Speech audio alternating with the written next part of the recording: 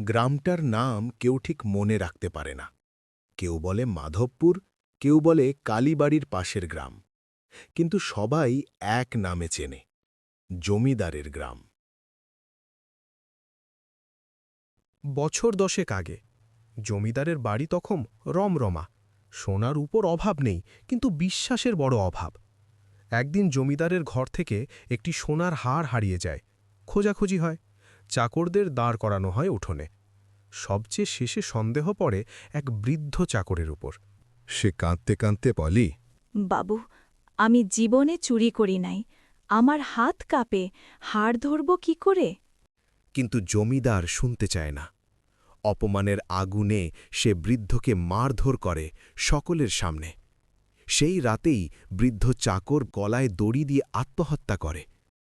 তার লাশ নামানোর সময় পাশে দাঁড়িয়েছিল তার একমাত্র ছেলে। সে কাঁদেনি, শুধু আগুনের দিকে তাকিয়েছিল। সেই ছেলেটা তারপর আর গ্রামে থাকেনি, সে গিয়েছিল শ্মশানে। শ্মশান মানুষকে পাগল করে নাকি মানুষ পাগল হলে শ্মশানে যায়, এটা কেউ জানে না। আর রাতের অন্ধকারে যাদের হাঁটা শব্দ নেই, তাদের ভাষা বুঝতে শিখেছে। সে কারো নাম ধরে ডাকে না, শুধু নির্দেশ দেয়, যাও, শরীর ধরবে না, শুধু মনে বসে থেকো। তার তপস্যা ছিল বদলার, কিন্তু সেই বদলা সরল ছিল না।